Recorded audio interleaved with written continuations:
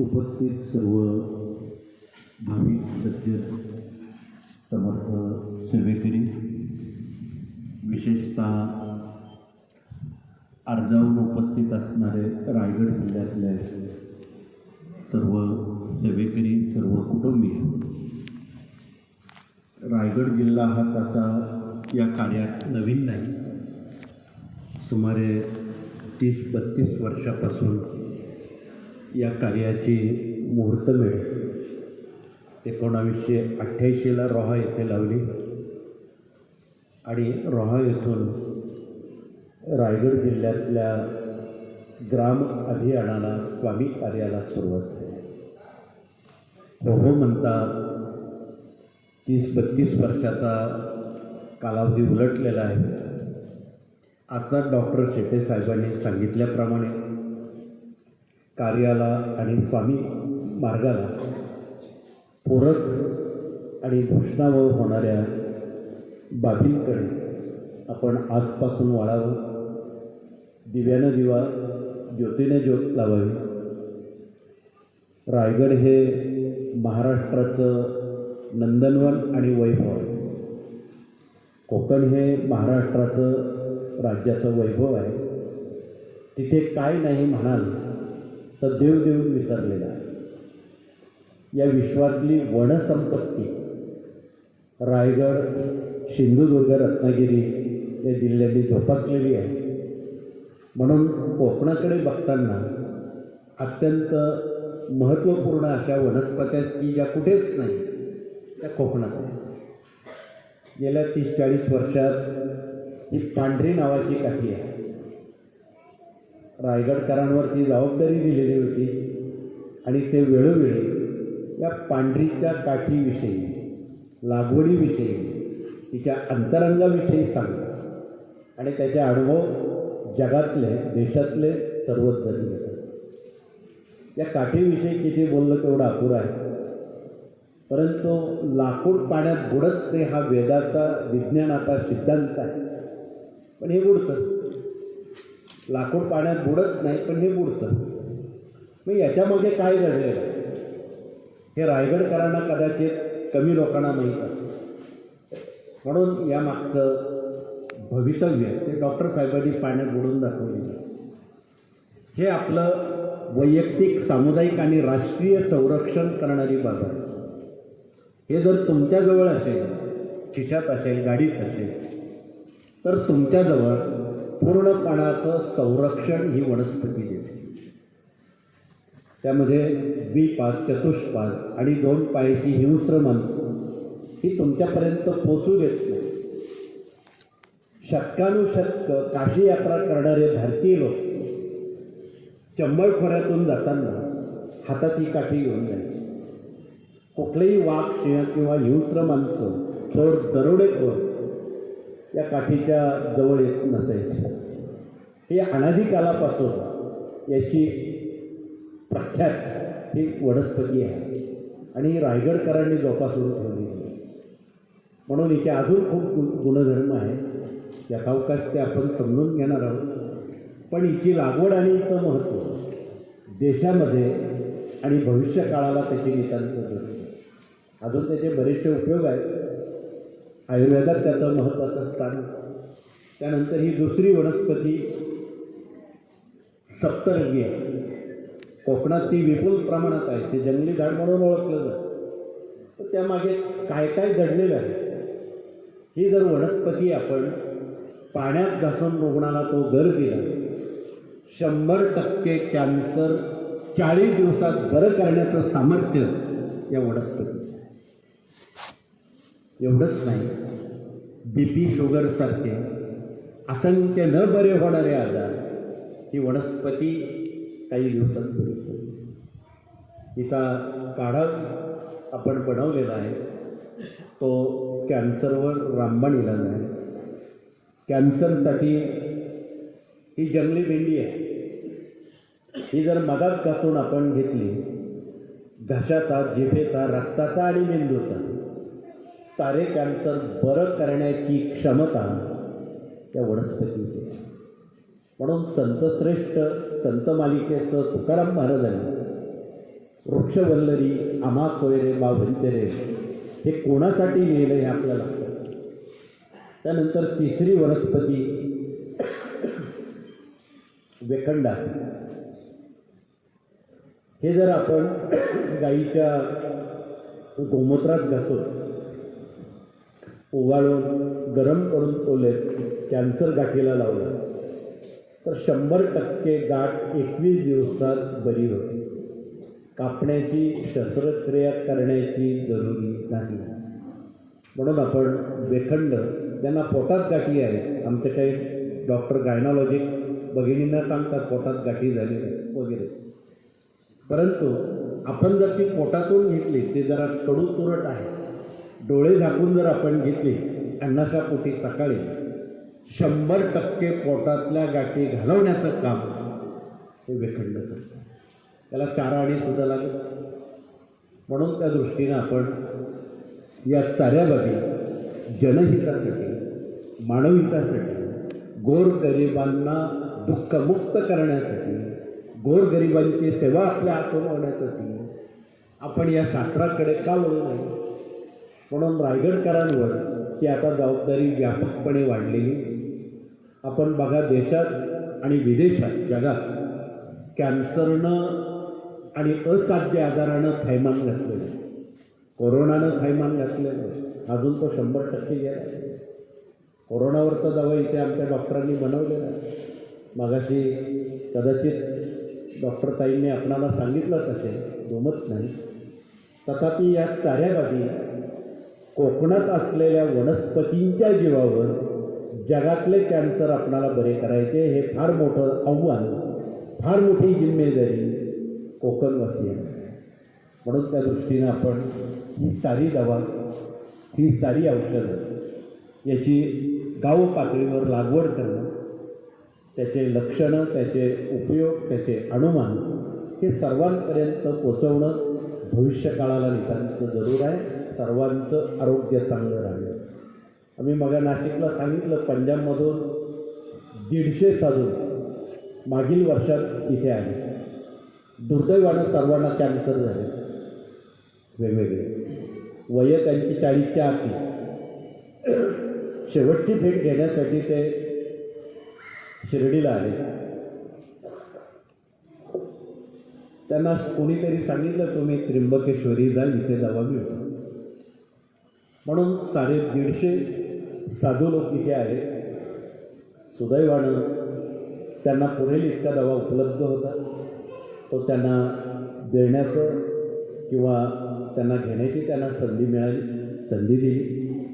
आणि बरोबर 40 दिवसानंतर सगळेचे सगळे साधू ठणठणीत बरे होताना डॉक्टरांचा रिपोर्ट बरोबर घेऊन आले. त्यांना निगेटिव्ह रिपोर्ट मिळाला आणि ते बरे झाले. बरे झाल्यानंतर 2 महिन्यानं ते परत आले. आपण एवढ्या मोठ्या प्रमाणात आम्हाला दवा दिला, तो विनाशुल्क दिला, विनामूल्य दिला, याचं मोल काय आहे हे आमच्याकडून घ्यायचं. म्हटलं याचं फार मोठं मोल आहे. त्या आर्थिक शब्दात बोलता येणार नाही, अर्थकारणावर बोलता येणार नाही. त्याचं एवढं मोठं मोल आहे की आज भारतात सर्वात जास्त कॅन्सरचं प्रमाण हरियाणा आणि पंजाबमध्ये आहे. लोकसंख्येच्या 30% आज कॅन्सर फैलावतं. भटिंड्यापासून बिकानेरपर्यंत धावणारी रेल्वे, तिला सरकारनं कॅन्सर रेल्वे असं नाव दिलं आहे, कॅन्सर एक्सप्रेस. त्यात सगळे रुग्णच असतात, एकही चांगला माणूस नाही. अशा प्रतिकूल परिस्थितीत ते साधू ज्यावेळी आले, त्यांना दवा मोफत आम्ही दिला. त्यांना त्याचं मोल सांगितलं की इथून तुम्ही नेहमी संपल्यावर दवा घेऊन जा आणि तुमच्या प्रांतामध्ये जेवढे कॅन्सर रुग्ण आहेत त्यांना हा मोफत द्या, हे आमचं मोल आहे. त्यांना कळलं. आता पंजाबमध्ये एवढी मागणी आहे कॅन्सर रुग्णांची, आपण कमी पडत नाही. म्हणून आता ही जिम्मेदारी देशाची, आरोग्याची कोकणवासियांवर आहे. रायगड, सिंधुदुर्ग, रत्नागिरी जिल्ह्यांवर आहे. म्हणून आम्ही लवकरच आता तुमच्याकडे या निमित्तानं येणार आहोत. खरं तर तुम्ही बऱ्याच वर्षात बोलवलंच नाही, त्यामुळे येता आलं नाही. म्हणून डॉक्टर साहेबांनी खूप आग्रह घातला, आम्ही सर्वांना घेऊन येतो आता तरी. हरकत नाही. म्हणून आपण जर कामाला लागलात तर आपल्याला खूप चांगली संधी, देशाची आरोग्याची सेवा करण्याला संधी. म्हणून आपण आरोग्य जरी लोकांचं ठीक केलं तरी आम्ही म्हणतो फार झालं. आरोग्य धड सारं काही नाही. ज्याचं आरोग्य धड नाही, ज्याचं ऐहिक धड नाही, त्याला कशातच समाधान मिळू शकत. म्हणून त्या दृष्टीनं आपण आरोग्याकडे पाऊल टाकावं, सेंद्रिय शेतीकडे पाऊल टाकावं. या कार्यामध्ये 18 विभाग आहेत, ते समजून घ्यावेत. गेली अनेक दशकं शतकं हे स्वामींचं कार्य या कार्याच्या अंतरांगातून करतात. त्यातला पहिला विषय आहे मूल्य शिक्षण. भारतात आणि महाराष्ट्रात जेवढे आमचे गुरुजन आहेत, सेवानिवृत्त शिक्षक आहेत, त्यांच्याकडे ही जिम्मेदारी दिलेली आहे की आता दुर्दैवानं शाळा बंद आहे 1 वर्षापासून, तरीसुद्धा ऑनलाईन विद्यार्थ्यांना, पालकांना आणि शिक्षकांना, मुलांना सुसंस्कारित करण्याचं काम चालू आहे. साक्षरतेला संस्काराची जोड द्यावी लागते. जगामध्ये शैक्षणिक क्षेत्राचं फार तपशिलात बोलणं उचित नाही, परंतु या सगळ्या वाहिन्यांवर रोज आपण बघताना स्वैराचाराचा ओहापोह मोठ्या प्रमाणात वाढतो आहे. व्यसनं वाढत आहे. मुलं आईवडिलांच्या आज्ञेबाहेर चाललेली आहेत. या सर्व पार्श्वभूमीवर बोलताना देशामध्ये फार मोठा स्वैराचाराचा मोठा आगडोम उसळलेला. त्यामध्ये संस्काररूपी पंथी एवढ्या वाऱ्यामध्ये आपण जिवंत तेवट ठेवायची. म्हणून याला संस्कार असं म्हणतात. संस्कार केले तर संस्कृती टिकेल, संस्कृती टिकली तर धर्म टिकेल, धर्म टिकला तरच राष्ट्र टिकेल. म्हणून आपणाला गुरुजनांना गोळा करून त्यांच्याकडे पालक, शिक्षक, विद्यार्थी यांना कोणतं ज्ञान कसं द्यावं, बुद्धीच्या दैवतांचं महत्त्व काय सांगावं. येणाऱ्या 15-16 फेब्रुवारीला ललिता पंचमीच्या दिवशी विद्यार्थ्यांच्या जिभेवर ऐन हा शब्द जर आपण मनानं लिहिला दर्भाच्या काडीवर किंवा सोन्याच्या काडीवर, त्यांच्या जिभेवर सरस्वतीचा वास असतो. ती मुलं अभ्यासात कधी मागे पडत नाही, गुणवत्ताच यादीत येतात. हे वास्तव आहे. म्हणून त्यासाठी लागणारं मटेरियल आहे ते मूल्य शिक्षणातून गुरुजनांनी विद्यार्थ्यांपर्यंत कृपया पोचवावं, हे कळकळीचं विनंती. दुसरा विभाग प्रश्न उत्तर. आपल्यात कोणी प्रश्न उत्तर करत असतील, आपल्या जिल्ह्यामध्ये कोणी मूल्य शिक्षण भाग घेत असेल, कृपया त्यांनी उभं राहावं.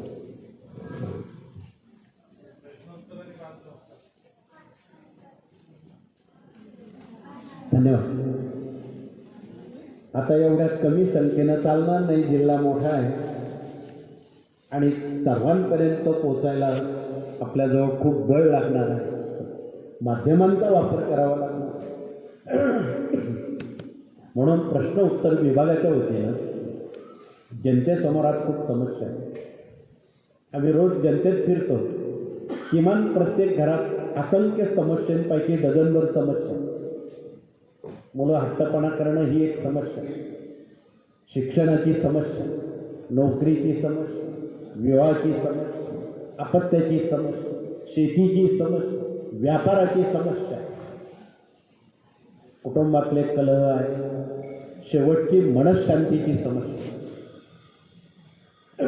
अनेक यावर मार्गदर्शन करणारे लोक आता कोरोनामुळं थांबून,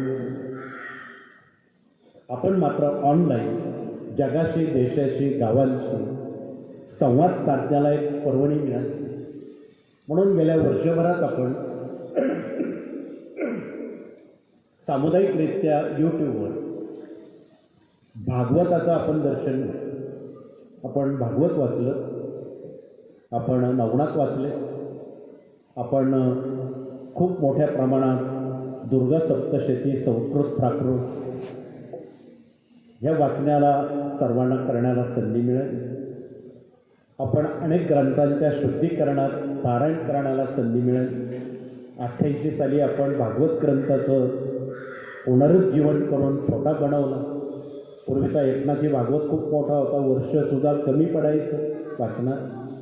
आज सर्वसामान्य माणसं 7 दिवसात चांगल्यापैकी भागवत ग्रंथ वाचतात आणि श्रवण. गुरुचरित्रातच 92 साली आपण गुरुचरित्र या मूळ ग्रंथाचं शुद्धीकरण केलं. आज उणीपुरी 7 दिवसाच्या वाचन करायला फक्त 1.5 तास लागतो. रोजीचे 1.5 तास. पूर्वी 5 ते 7 तास लागायचे तेवढा वेळ वाचलेला. हीच अवस्था नवनाथ ग्रंथाची झाली. 9 दिवस लागणाऱ्या नवनाथ वाचायला आज तुम्ही 1.5 तासात ते पूर्ण पारायण करू. तीच अवस्था स्वामी चरित्राची. 1100 ओव्या असणारा स्वामी चरित्र तो 700 ओव्यांवर आणला. तीच अवस्था दुर्गा सप्तशतीची. पूर्वी देवी महात्मा या ग्रंथाचं महत्त्व 16 अध्यायात दिलेलं. 6 तास वाचायला लागेल. आज आमच्या जगातल्या देशातल्या माता भगिनी अवघ्या 1 तासात. अजून महत्त्वाची बाब सांगायची, तुम्ही विदर्भात जर कधी गेलात, अकोल्याला आमचे बरेच मुसलमान लोक आपल्या मार्गाचं वाटचाल करतायत. त्या मस्जिदींमध्ये स्वामींची तसबिरी ठेवलेली आहे. तिथे स्वामींचा जप करतात आणि साऱ्या मुसलमान भगिनी दुर्गा सप्तशती वाचतात. त्यांची कामं झालेली. हे कुठल्याही वाहिनीला किंवा वृत्तपत्रांना आम्ही मुद्दाम माहीत करत नाही, कारण संबंधित लोक चांगलं करण्याऐवजी तेल टाकायचंच काम करतात. ते आपल्याला माहीत. म्हणून या साऱ्या बाजू या ग्रंथांच्या पुनर्जीवनातून देशाला योग्य दिशा देण्याचं काम, भांडण तंटे वादविवाद थांबवण्याचं काम हे ग्रंथ संपदा. अशा पद्धतीनं आपण मल्हारी सप्तशती सुद्धा ग्रंथ त्याचं पुनरुज्जीवन करण्याला संधी मिळेल. ज्या कुटुंबामध्ये एकमत नाही, ज्या कुटुंबामध्ये बाप बेटांमध्ये सुद्धा संवाद नाही, अशा कुटुंबात समजून घ्यायचं खंडोबाचं काहीतरी अपूर्ण आहे, ऋण अपूर्ण आहे. किंवा कोणी लोक गेले नसतील. बऱ्याच कुटुंबियांना देवी खंडोबा माहीत नाही. कोकणात तर सामुदायिक एकच ठिकाणी सर्व पूजा करतात. त्या सिंधुदुर्गामध्ये मी बघितलं. म्हणजे त्यातून अजून खूप लोक अनभिज्ञ आहेत. पण भारताच्या आई पार्वती आहेत, भारताचे वडील भगवान शिव आहेत. शिवांनी महाराष्ट्रापुरतं बोलायचं झालं, खंडोबा हे अवतार घेत. महाराष्ट्रात मुख्य 14 ठाणं खंडोबाची आहेत. जेजुरी हे प्रमुख आहे. मातोश्रींनी भारतात 52 पीठांचा आविष्कार किंवा अवतरण केलं. त्या भागातल्या त्या कुलदेवता. महाराष्ट्रापुरतं बोलायचं झालं तर इथे 4 शक्तिपीठं वसलेली आहे. सेवेकऱ्यांना अन्यत्र कुठे जायची जरूर ठेवली नाही स्वामींनी. महाराष्ट्राच्या वाट्याला 4 शक्तिपीठं आणि 5 ज्योतिर्लिंग आली. त्यात सप्तशृंग, तुळजापूर, कोल्हापूर आणि माहूर यांचा समावेश आहे. महाराष्ट्रामध्ये 5 भगवान शिवांची शक्तिपीठं ज्योतिर्लिंग आहेत. त्यापैकी आपण मुख्य ज्योतिर्लिंगात बसलो. त्र्यंबकेश्वर, पुणे जिल्ह्यात भीमाशंकर, मराठवाड्यात वेरूळ, त्यानंतर औंढ्यानागनाथ आणि परळी आहे. म्हणजे महाराष्ट्रावर भगवान शिवानं किती झुकतं मागतो. पूर्वी कैलासात जावं लागेल. सर्वजण कैलासात जाऊ शकत नाही. आजही ते चीनच्या ताब्यात आहे. या साऱ्या बाबी भौगोलिक, ऐतिहासिक आणि आध्यात्मिक जर आपण अनुभवल्या तर आपण कुठे आहोत आणि काय करायला हवं हा महत्त्वाचा मुद्दा आहे. म्हणून त्या दृष्टीनं आपण या सर्व जीवनातल्या अनेक अंगांना स्पर्श करताना स्वामी भक्तीतून, स्वामी कार्यातून वैयक्तिक जीवन, कौटुंबिक जीवन, सामाजिक जीवन, राष्ट्रीय जीवन आणि आध्यात्मिक जीवन या 5ही जीवनावर आपणाला मात करता येईल. तेव्हा त्यांची सेवा करू. म्हणून या कार्यात या सर्व अंगांशी असणारा हा एक ऋणानं बंध आहे. आणि या ऋणानं बंधातून असंख्य सेवेकरी म्हणून कोट्यावधी अब्जावधी सेवेकरी तयार झालेले आहेत. ते दिव्यानं दिवा लावावा, ज्योतीनं ज्योत लावावी, इतरांना शहाणं करून सोडावं हा त्यामागचा उद्देश आहे. म्हणून त्यात ही 18 अंग आहेत. त्यात पुढचा विभाग विवाह मंडळ आहे. इथे आणि दिंडोरीला आम्ही प्रति गुरुवार रविवारी विवाह परिचय मेळावे भरवतो. हुंडा न घेता, सोनं नाणं न घेता, बिना हुंड्यानं बिना सोन्या नाण्यानं अति अल्प खर्चानं वधू वरांचे विवाह निश्चित केले जाते. ते असे धातुरमातुर नाही. फरक गेल्या 70 वर्षामध्ये आज सगळ्यात महाराष्ट्रात एकही सेवेकऱ्यांचा घटस्फोट हरकती झालेल्या नाही. म्हणून आपल्याला निवेदन आहे की जर आपण विवाह मंडळात वेळ देणाऱ्यांनी लक्ष घातलं, काय आमच्या सेवानिवृत्त भगिनी असतील, पुरुष असतील, त्यांनी जर थोडं विवाह मंडळात काम केलं, केवढं लोकांवर उपकार होतील किंवा एक चांगलं काम केल्याचं आपणाला नाही. तीच अवस्था शेतीची. शेतीवर या 50-60 वर्षात या कार्यानं खूप मेळावे झाले. तुमच्या रायगड जिल्ह्यात सुद्धा आम्ही खूप वेळा आलो, असं नाही. मी 88 पासून पूर्वी दर 2 महिन्याला आपल्याकडे असायचं. आपण बरेच काही नवीन प्रतिनिधी आहात. कार्य तुम्हाला जरी नवीन असलं पण स्वामी नवीन नाही, स्वामी सर्वांचेच आहे. त्या दृष्टीनं कृषी विभागाशी संवाद आपण साधला. रोह्यात आजही 3-3 पिकं पाण्याखाली असणाऱ्या जमिनीत तुम्ही घेता. आणि याचे निर्माते गौतम बुद्ध. त्र्यंबकेश्वरला त्यांनी भात पिकाची निर्मिती केली, पण ती अशी काही केली त्यावेळी कंदमुळे खाऊन ऋषीमुनी मानवाला जगावं लागलं दीर्घकाळ. परंतु एक कृषी ऋषी गौतम ऋषी त्यात प्रकटले. त्यांनी यावर खूप संशोधन केलं. सकाळी भात लावायचा, दुपारी कापायचा, संध्याकाळी खायचा. 12 तासात भाताची अन्न निर्मिती करणारे पहिले ऋषी गौतम ऋषी. म्हणून इथे ब्रह्मगिरीवर त्यांनी भात निर्मिती केली आणि त्याला तंत्रशास्त्राची जोड देऊन अंकोल नावाच्या वनस्पतीच्या तेलाचं पूट बियाण्यांना देऊन 12 तासात अन्न निर्मिती व्हायची. तत्कालीन या साऱ्या बाबी आज इतिहास जमा झालेल्या आहेत. आपण सर्व लोकांनी त्याकडे लक्ष दिलं नाही. त्यामुळं 12 तासात शेती करण्याची प्रक्रिया ऋषीमुनींकडे. आज ती असेल तर ती संस्कृत भाषेत. भारत सरकारनं कधीच संस्कृत बंद केलेलं आहे, इंग्रजांनीच बंद केलेलं होतं. विज्ञानापासून आपण वंचित त्या भाषेमुळं राहिलेलो आहोत, असं नाईलाजानं झालं. अशा अनेक पुढचा विभाग या ठिकाणी आरोग्य विभागाचा ओळख परिचय मगा पाटीलताईंनी दिलेला आहे, त्यावर परत बोलण्याचा प्रयोजन. त्यानंतर इथे वास्तुतज्ञ आलेले आहेत. त्यांनी परिचय देऊन जेवढे इंजिनियर आहेत महाराष्ट्रामध्ये त्यांच्याकडे वास्तूची जिम्मेदारी दिली आहे. वास्तूचं महत्त्व जसं अन्न, वस्त्र, निवारा आहे.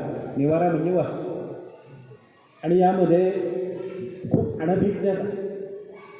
जी कुटुंब कर्जबाजारी झालेली आहेत त्यांची घरं तुम्ही बघा. का झाली कर्जबाजारी? कर्तृत्व असू नये. ज्या घरामध्ये बंद पडलेली घड्याळं आहे, ज्या घरामध्ये फुटकी भांडी आहे, फाटलेले कपडे आहेत, तुटलेल्या चपला आहेत, भिंतींना तडे पडलेले आहेत, छतांना जाळी जळमट आहे, ते कुटुंब कर्जबाजारी. भिंतींना तडे पडले की समजून घ्यायचे तिथे वादविवाद झाले. म्हणून या कार्यानं ज्ञानदान 1 ते 4 ग्रंथामध्ये गेल्या 40 वर्षात खरं तर या जमिनीनं महाराष्ट्राला, भारताला वास्तुशास्त्र शिकवलं असं म्हणायला बिलकुल अतिशयोक्ती. ही ज्यावेळी वास्तूचं काम चालू होतं तिला 17 वर्ष लागली बांधकाम करायचं. अनेक टाटा बिर्ला आले, आम्ही बांधून देतो. त्यांना आम्ही सरळ नाही म्हणून सांगितलं की आमच्या सेवेकऱ्यांच्या घामाचा 1 रुपया तो काम करेल, तुमचे कोटी रुपये आम्हाला नको. म्हणून तिथे रुपयाचं जे नाणं लावलेलं आहे त्याचा हा संदर्भ आहे. म्हणून यावरून आपणाला आत्ताच जे हॉस्पिटलचं डॉक्टर साहेबांनी जी संकल्पना मांडली ती हीच आहे. म्हणून त्यासाठी आपणाला या साऱ्या बाबींकडे सर्वसामान्य जी गरीब माणसं आहे, जी गरीब कुटुंब आहे त्यांना पुढे आणायचं, त्यांना अध्यात्मात आणायचं, त्यांना समाजातलं महत्त्व समजून सांगायचं आहे. अनेक संशोधनं अज्ञानपणामुळं अनभिज्ञपणामुळं स्तंभित झालेली आहे. हे पिरॅमिड आहे. आम्ही 92 साली एक पथक इजिप्तला पाठवलं. 10 इंजिनियर लोक इजिप्तला पाठवलं. सुदैवानं त्या पिरॅमिडचं दुरुस्तीचं काम चालू होतं. आम्हाला त्या अभ्यासाला संधी मिळाली. अरब कंट्रीमध्ये किंवा इजिप्तमध्ये ते पिरॅमिड खाली फक्त प्रेत पुरतात. प्रेत पुरण्याचं ठिकाण म्हणून पिरॅमिड ओळखलं.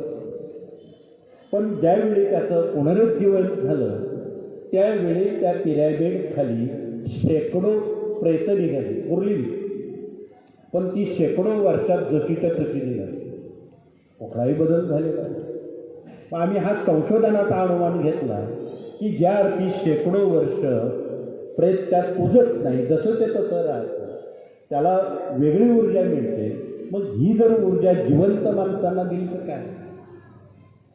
त्या दिवसापासून चौकोनी पिरॅमिडऐवजी आम्ही आमच्या मतानं अष्टकोनी पिरॅमिड, की ज्याचा व्यास 45 डिग्री आहे, 8 दिशा 8 दिशा 45 डिग्री असणारं हे पिरॅमिड तुम्ही महत्त्वाच्या फाईलवर ठेवा. पूर्व दिशेने 8-10 दिवसात ती फाईल मार्गी लागेल. कोर्टाचं काही काम असेल, ती फाईल जर पिरॅमिड खाली ठेवली 8-10 दिवसात त्या कामाला एक दिशा मिळेल. थांबलेली कामं मार्गी लागेल. हे पिरॅमिड काम करतं. ज्यांचं पोट दुखत असेल त्यांनी 35 मिनिट पोटावर जर पिरॅमिड ठेवलं, अनुभव घेऊन बघा काय येतं. विदाऊट टॅबलेट, विदाऊट दवा तुमचं पोट बरं झालेलं असेल. कुठलंच औषध घ्यायचं कारण पिण्याचं पाणी आहे, त्यावर जर तुम्ही पिरॅमिड ठेवलं रात्रभर दिवसभर, ते पाणी पिलात, पिरॅमिड भारीत जर पाणी पिलं तुमचं जीवन निरोगी होतं. तुम्हाला कुठलाही दवा घ्यायचं का नाही. म्हणून या पिरॅमिडचं रहस्य खरं तर भारतातलं हे पिरॅमिड होतं. पूर्वी आमचे पुरोहित सत्यनारायण करताना चौरंगांवर मंडलं मांडायचे. बघा, मंडल धान्याचं मांडलं की त्याचा आपोआप पिरॅमिड होतं. तुम्ही धान्याची रास मांडली की त्याचा आपोआप पिरॅमिड होतं. मग ते गहू असेल, बाजरी असेल, तांदूळ असेल, कोणतंही धान्य असेल त्याचा आपोआप पिरॅमिड होतं. आणि त्यावर सुपारी ठेवली की माणसाची एकाग्रता वाढायची. त्याला पुरोहित असं म्हणतात. त्यावर खूप बोलता येईल, परंतु वेळेची बंधन आहे. म्हणून ह्या विज्ञानातून जर आपण अध्यात्माकडे गेलात तर याचा सारं ठाव ठिकाणा संशोधन आपणाला ह्या सगळ्या विभागातून आपणाला अभ्यास करण्याला एक नामी संधी दिली. म्हणून यावर पिरॅमिडवर खूप बोलत आहे. वास्तूचं तोडफोड न करणं, वास्तूचं वास्तू पण टिकवायचं असेल त्याची रंगसंगती आहे.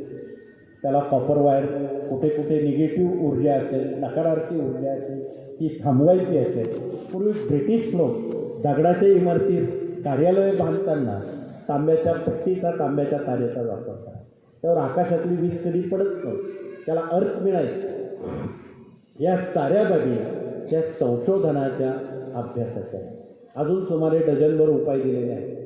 जी वास्तू दूषित आहे, जिच्यात आपल्याला समाधान सुख लागत नाही, अशा वेळी आपण काय करावं हा विभाग सांगा. पुढचा विभाग या ठिकाणी कायदेशीर सल्लागार म्हणून या कार्यात आमचे सर्व वकील, न्यायमूर्ती, सुदैवानं आज छोट्या कोर्टापासून सुप्रीम कोर्टापर्यंत सेवेकरी न्यायाधीश आहेत. त्यांच्या ज्ञानाचा वापर पुढे येऊन ओळखतो.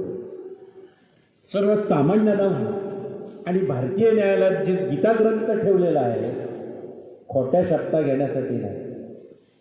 गीता ही कायद्याची जननी आहे आणि त्याची उकल करून सांगताना पूजनीय टिळकांनी मंडालेच्या तुरुंगामध्ये गीता रहस्य लिहिताना 14व्या अध्यायाचा विशेष उल्लेख केलेला.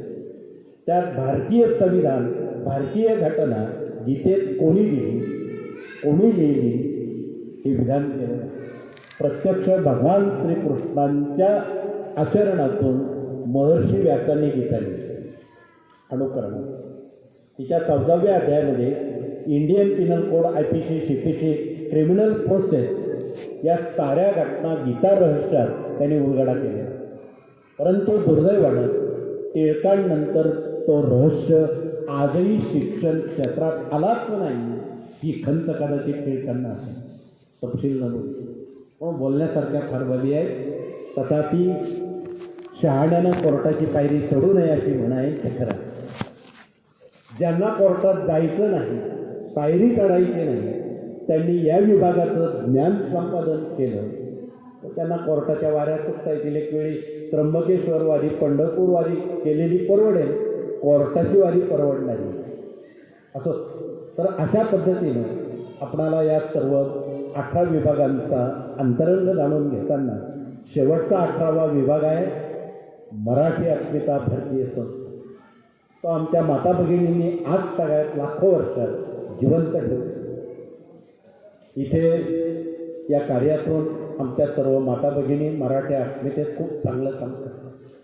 मुंबईत सुमारे 35 मुली आहेत, त्या पौरोहित्य करतात. परवा मुंबईत शंकराचार्यांनी त्यांना काही प्रश्न विचारले, त्यांनी अशी तुणतुणीत उत्तर दिली, कर्मकांडातली, शंकराचार्य निरुत्तर झाले. एवढ्या हुशार मुली तुमच्या मुंबईत आजही आहेत. यज्ञयाग नामसप्ताह या साऱ्या बाबी त्या निर्भीडपणे आजही करतात. वर्षभरात येणारे सण वार व्रत वैकल्य कुलधर्म कुलाचार देवी खंडोबा गोत्र या साऱ्या बाबींचा समावेश मराठी अस्मितेत आहे. म्हणून दरबारामध्ये आज मराठी अस्मिता मांडली. त्याच्या आपण उपासक आणि अभ्यासक व्हावं, प्रचारक आणि प्रसारक व्हावं हे कळकळीचे नाही. सांगण्यासारख्या खूप बाबी आहेत. आपण रात्रभर प्रवास करत थकलेला आहात, आपणाला परतीचे वेध लागलेले आहेत, आपणाला महाप्रसाद घ्यायचा आहे, आपणाला अजून बरंच इथलं संशोधन बघायचं आहे. मी अधिक आपला वेळ घेणार नाही. त्याआधी 17वा विभाग इथे याज्ञिकी प्रतिनिधी आलेले आहेत. आपल्या जिल्ह्यात याज्ञिकी प्रतिनिधींनी कार्यरत तत्परता ठेवावी. वादळ येऊ नये म्हणून समुद्रकिनारी परवा काही महिन्यापूर्वी तुमच्या जिल्ह्यात खूप वादळ झालं. मला फार खंत वाटली की आमचे याज्ञिकी मग काय कामाचे. तो वादळ ध्वज आहे त्यांच्याकडे, तो जर समुद्रकिनारी लावला, त्याला मारुती ध्वज किंवा वायुध्वज म्हणतात, आणि तो जर लावला आणि त्याखाली बसून जर मारुती स्तोत्र वाचलं, लांगुलासरं वाचलं, मोजून 3 मिनिटात कसंही वादळ सुनामीचं थांबतं. एवढी ताकद त्या वादळात त्या मारुतीच्या चवी. हे खरं सांगायला हवं. रायगडवर वादळ गेलं ना, तर भूकंप होऊ नये म्हणून इथे भूकंप शांती यंत्र थोड्या वेळाने शास्त्रीला नेऊन तुम्ही सगळं बघून आणि तुमच्या गावी तो वादळ ध्वज असायला पाहिजे, भूकंपाचं माहिती असायला पाहिजे. सरकार केव्हा मग जागं होतं, भूकंप झाल्यानंतर JCB आणतं प्रेत काढ. तसं होऊ नये म्हणून आपण आधीच काळजी घेऊ हे निवेदन आहे. असंच मी अधिक वेळ आपला घेणार नाही. हे नववर्षाच्या आपणा सर्वांना शुभेच्छा आणि धन्यवाद देऊ. आपलं आरोग्य चांगलं राहो, आपल्याकडून स्वामींचं कार्य घडो. कारण स्वामींचा सर्वात आवडता जिल्हा कोकण आहे.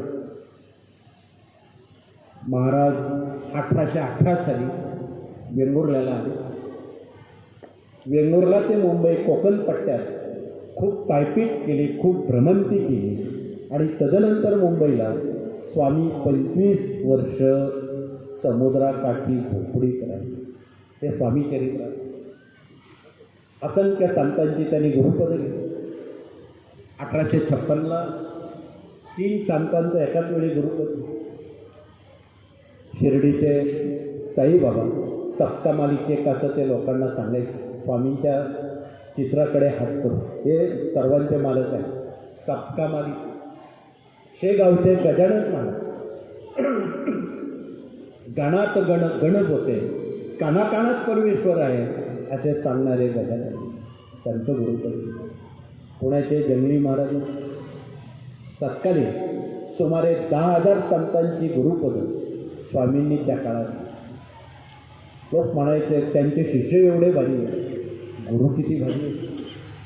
म्हणून आपण जर डायरेक्ट गुरूंकडे आला, पुढचं बोलायचं काही कारण बुवाबाजी थांबवायची असेल तर आपण स्वामींशिवाय आपल्याला कोणी वालं नाही हे उघड आहे. म्हणून आपण आपल्या आचरणामध्ये रोज 3 अध्याय स्वामी चरित्र क्रमशः वाचा. 11 माळा स्वामींचा जप करावा. आपल्या कोकणापेक्षा आमच्या नंदुरबार जिल्ह्यात पहाडी भागात खूप गरीब लोक आहेत. अन्न आहे तर वस्त्र नाही. आम्ही ज्यावेळी अक्कलकुवा तालुक्यात गेलो, धडगावला गेलो, सातपुड्यात गेलो, दळणवळण नाही, रस्ते नाही, 40 वर्षापूर्वी दवाखाने नाही, शाळा नाही, काही नाही. एवढ्या गरिबीला पारावर नाही की मेंढपाळ डोंगरावर मेंढपाळावर त्यांचं जीवन ते जगायचे. त्या मेंढ्यांचं दूध त्याचं दही करून ते स्वयंपाकाच्या फोडणीला तेलाऐवजी दही वापरायचे. तर तिथे किराणा जाऊ शकत नाही, शाळेत कुणी पायदळी जाऊ शकत नाही. कुठलीच सुविधा नसणाऱ्या भागात ज्यावेळी आम्ही स्वामींचा फोटो घेऊन गेलो, ते लोक थोडा स्तंभित. आम्ही एवढे गरीब आहोत, आमच्याजवळ अन्न आहे तर वस्त्र नाही, आणि अशी अवस्था असताना आम्ही कसं काय सेवा करायची. त्याला एका वाक्यात उत्तर दिलं, आमचा जो देव आहे, आम्ही ज्यांना भजतो तो देव तुमच्यापेक्षा गरीब आहे, अंगावर काहीच नाही म्हटलं, लंगोटी. त्यांना जर तुम्ही भजला त्यासाठी नया पैसा लागेल. त्यांना भजताना सांगितलं एक अगरबत्ती लावा, ती संपेपर्यंत श्री स्वामी समर्थ जप करा, आणि महिन्याभरात काय होतं आम्हाला सांगा. आज अक्षरशः गेल्या 30 वर्षात सरकारला तीव्र करुणा आहे, रस्ते डांबरी झाले,